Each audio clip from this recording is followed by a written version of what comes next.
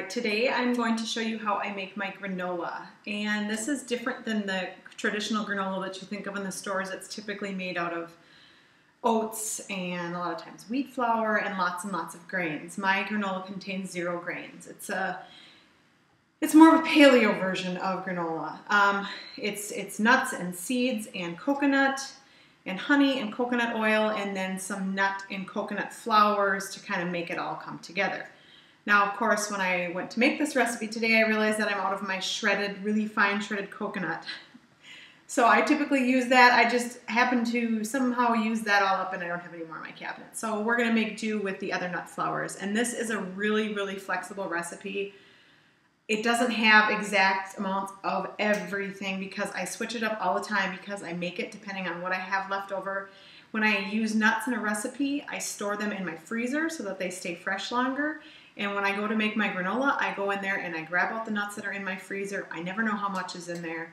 I throw it all together. I make a big batch of granola and it's perfect. It's a perfect way to use those up because especially during the holiday times, a lot of the recipes that I use to make our sweet treats contain a lot of nuts because that's kind of how it goes when you're in the grain-free living and you're making a treat for the holidays. So I'll have all kinds of nuts left over from that and I don't want them to go to waste, so I make granola out of them. So basically how my recipe goes, I have a bunch of stuff set out here. I do 7 cups of the dry ingredients. 5 cups of it are different nuts and seeds, and then 2 cups of it are some sort of flour, some kind of powder that binds it together more. Otherwise, you're just going to have a lot of nuts and seeds that are coated in a glaze. That's what it's going to end up being. So I'm going to grab my measuring cup here. And of course, they're all dirty, so I'm just going to use my wet measure. Now, these are some pumpkin seeds, and our co-op actually is really awesome. They have sprouted seeds and nuts there, which is really cool. So these are sprouted. I have some sprouted sunflower seeds. They're organic, and some almonds. So I buy these all in the bulk section to save on some cash. And I just put 5 cups of all of these. So I'm just going to pour this. This is a 4-cup total, so just kind of fill it up.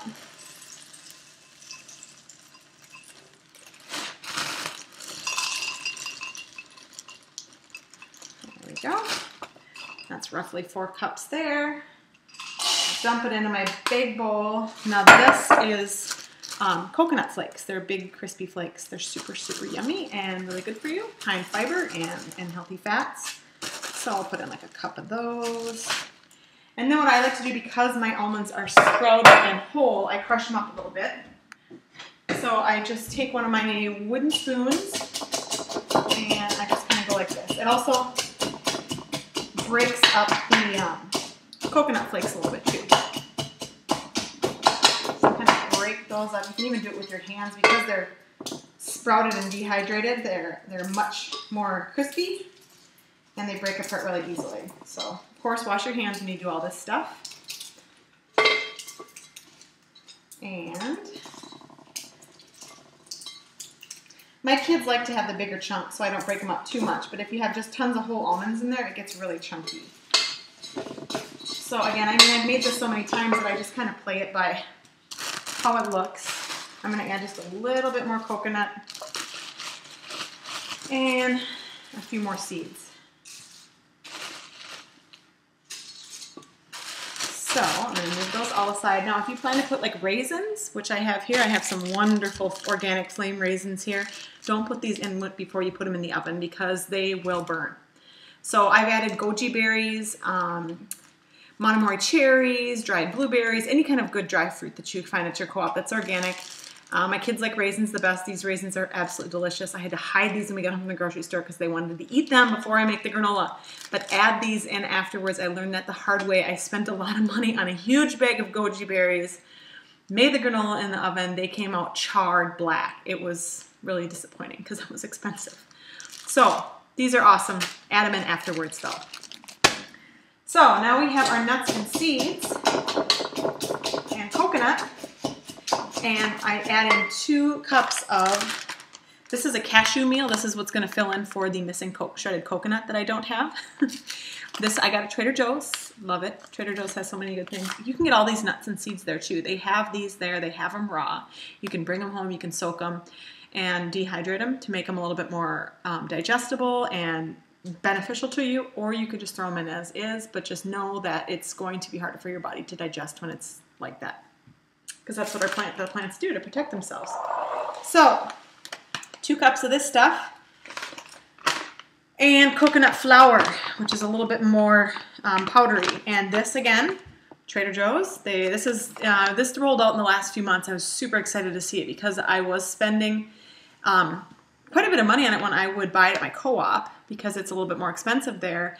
If I hadn't placed a recent Vitacost order, which is where I order my coconut flour, and I had to go buy some, I had to go buy it at my co-op, and that was the only place I could find it in town, and it was a lot more expensive that way. But now Trader Joe's carries it, and it's a fraction of the price. So I was pretty excited about that, and it's organic, which I don't really think that matters with coconut flour. But so 2 cups of this stuff, and then I add in a little bit of sea salt, probably ½ teaspoon, and I dump that all in. Stir that up. Now this is super easy to make, and it's wonderful. We have it in the mornings on my homemade yogurt that I make for the kids. I've stirred it into oatmeal. We've just had it plain like a cereal where you just pour some milk over top of it, but that's not my favorite way to use it, because then they have a huge bowl of granola and they use up a ton of the granola that I made, which, you know, it does take time to make this. So my favorite way to use it is to sprinkle it into oatmeal and sprinkle it into things and use it kind of as just a topping more so than just an entire bowl of granola. But I mean, if that's all they're going to eat that morning and that's what they want, I'm not going to deny them that. But I encourage them to have it with some yogurt and stuff too. So here's my mixture. This is what it looks like. Just a lot of nuts and seeds and flour. Then I like to sprinkle in, now because this doesn't have a lot of grains and because it's full of healthy fats, it's really going to be satiating. And it's going to hold your appetite. So you're not going to have that huge blood sugar surge with grains and then the crash later. But if you want to give it a little bit of added insurance, I added some cinnamon because this also helps with blood sugar regulation. And it makes it really tasty. You can also do things like pumpkin pie spice is really good in granola. You can play around with spices, but cinnamon is my favorite and it helps with blood sugar regulation. So I just sprinkle some in. My kids aren't huge fans of cinnamon, so I don't add too much because then they can taste it. And then they start complaining about it. So I just add a little bit in to make it, it smells so good. I think I'm going to put a little bit more. Now there are other things that you can add. Like I said, this granola is really fun. Play around. You don't need to just do pumpkin seeds, sunflower seeds, and almonds. You could certainly do cashews. You could do pine nuts. You could do macadamia nuts. They're actually one of the healthiest nuts as far as their omega-3 ratios. They have really, really good fats in them. So a lot of times, though, you want to make sure if you're buying macadamia nuts that you're buying them from a refrigerated section, because I think they can go rancid a little bit easier.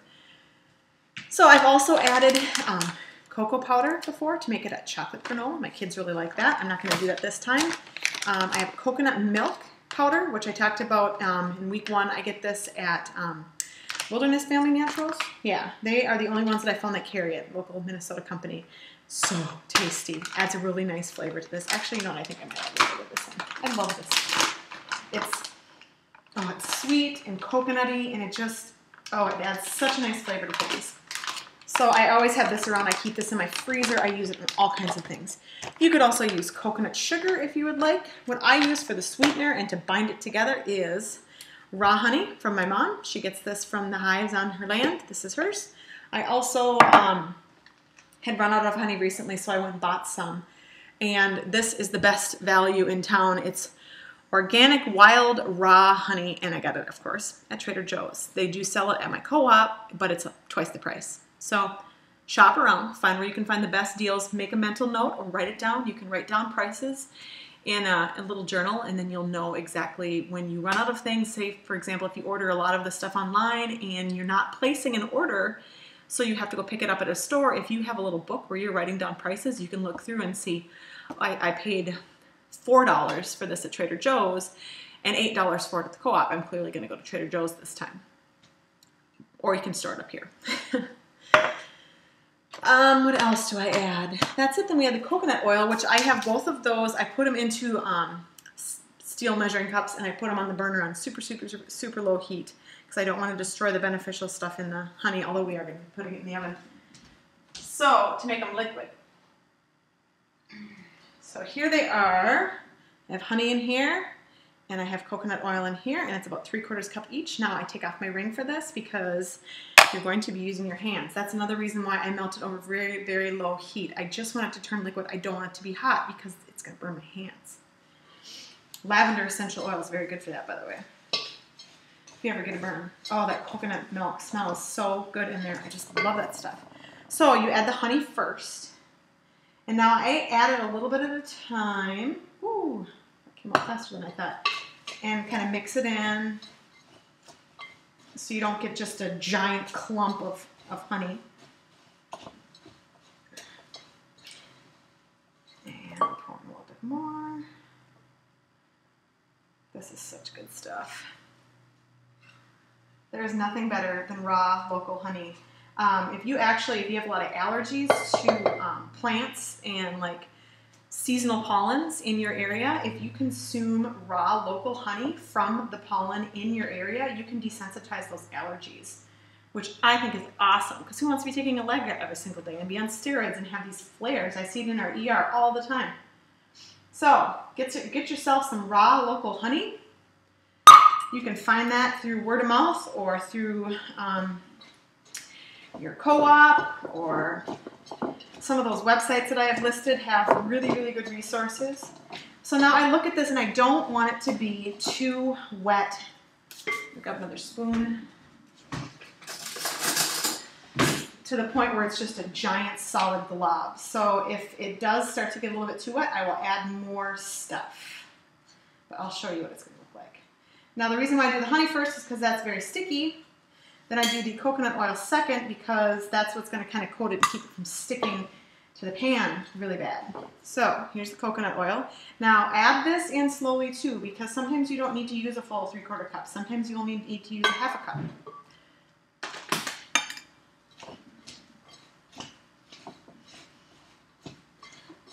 I can't forget the vanilla. So the way that I store this, I don't know if I said, I store this in my freezer because you can store it in your cabinet in an airtight jar and it'll last, a couple weeks. But to keep it longer, it lasts in the freezer really well. And I actually made such a big batch one day that when I put it into bags, I had a big bag and a little bag. And I forgot about the little bag and I found it a couple months later and I didn't want to throw it away. It was still good, so we used it. So it lasts several months. So this looks a little bit too wet to me. It's, if you can see that, it's kind of a little bit too gloppy. So what I'm going to do is add in a little bit more coconut flour.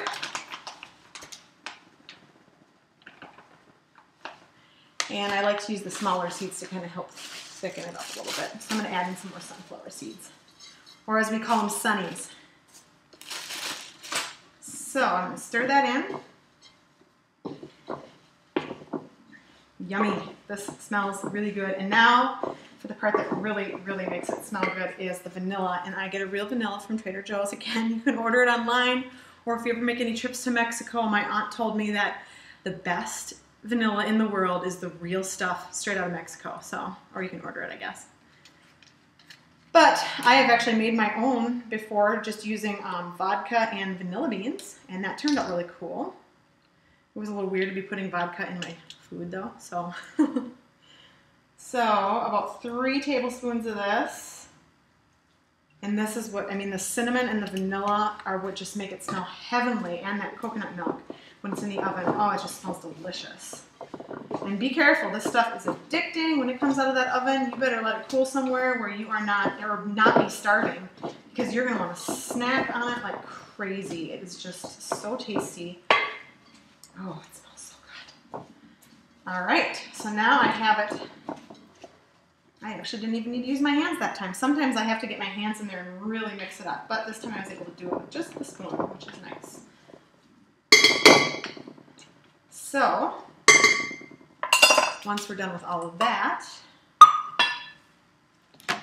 I have my baking sheet and my Silpat. Now, if you do not have a Silpat in your kitchen, you should go to the store right now and buy one immediately because it's, oh my gosh, one of my favorite tools. It's so great. If you do not like scrubbing stuff that's stuck on the cookie sheets, I loathe that. That is a job that I leave for my husband because it drives me batty. So Silpat saves you from that. You don't have to buy parchment paper. These things are washable. I stick mine in my dishwasher.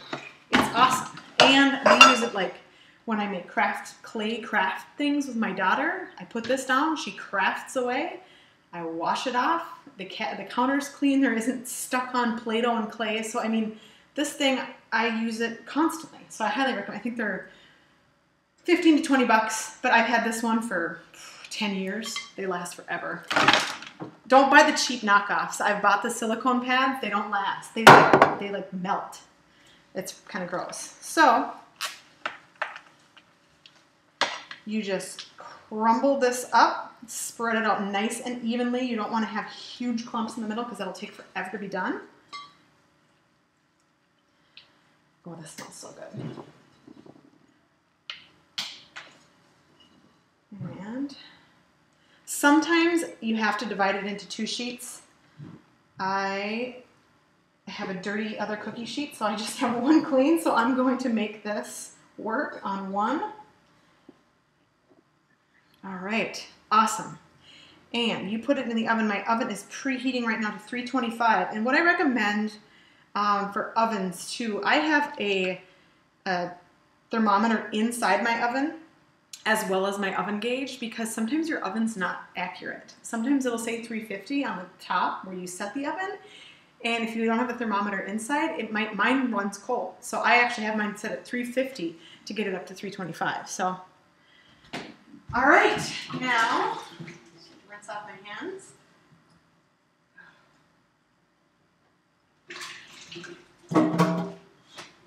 Okay, so then usually what I do is I just do one last little dusting of cinnamon on top.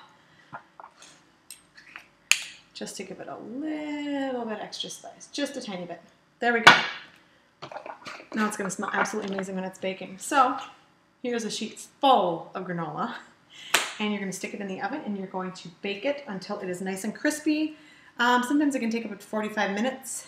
I take a spoon, once I start to smell it, you can kind of smell when it's starting to brown up a little bit and toast, and I move it around on the sheet to make sure that it all gets evenly baked. And you want it to be crispy, you don't want it to be gooey, you don't want it to be super wet, but again, you don't want it to be rock hard either, otherwise you're going to have super crunchy granola. When you take it out, it still continues to harden. So you want it to be a little bit chewy, but not super, it's kind of hard to explain. All right, so into the oven we go, and I will set my timer, and I will keep checking on it, and we will be back. All right, now the granola is finished, and I actually had it in the oven, 325, for 40 minutes this time. What I do is I put it in for 20, then I come back and I check it, and I do this.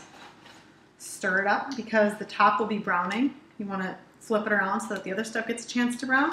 And I put it back in and I just keep checking on it. And if it's starting to get really crispy, it's done. You don't want it to get too crispy because, like I said, it continues to harden afterwards. Then I just take it out and I use a big old spoon, and you're going to have to kind of break it apart.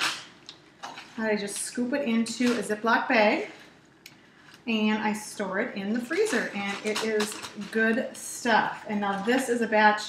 All the ingredients, I mean, all the stuff that I bought at the grocery store, at the bulk stuff, was probably a total of 15 bucks for all the nuts and seeds and coconut and everything, 12 to 15. And then I had some of the other staples on hand. So I still have enough to make an entire another batch. So if each batch costs maybe $15 to $20, or no, if that total costs 15 to 20, each batch costs about 10 bucks, and it's a huge batch. So it actually does save you money, because this bag will be full and this will last several weeks. So it's a really nice, big, huge batch, and it's a hit with the kiddos. I already have them eating it with some yogurt, as you can see right here. Hi, guys. Is it good? Uh-huh. You like it, buddy? It's a good granola? Yeah, good stuff? Good. All right, so it's a hit with the kids, and I'll put some pictures up too, but this is what it looks like. It's nice and crispy and delicious, and it smells really, really, really, really good. So this is a very wonderful alternative to the grain-based granolas that you buy at the store. Saves you money because you buy it in bulk. You can source your ingredients, and you know that there is nothing going into it. There is no preservatives. There is no artificial sweeteners. There's nothing. There's no junk. And, oh, last but not least, we add in the raisins. Sorry, guys, I forgot the raisins in there. I'll add them in. So, dump these in. Dump them here. Mix that in, and like I said, you can use goji berries, you can use cherries, blueberries. They have mulberries at my co-op, which are really good. They're nice and sweet. Just anything. You don't want to overdo it on the dried fruit because it is a concentrated sugar source, but it does add a nice little sweet to it. And it's very delicious. So she's trying to get in the camera again, but this is my delicious granola, and I love it, and we make this quite a bit. I hope you enjoy it too. Okay. One more quick last note. I just wanted to show you how much that batch actually made when you put it into a bag. And this is it.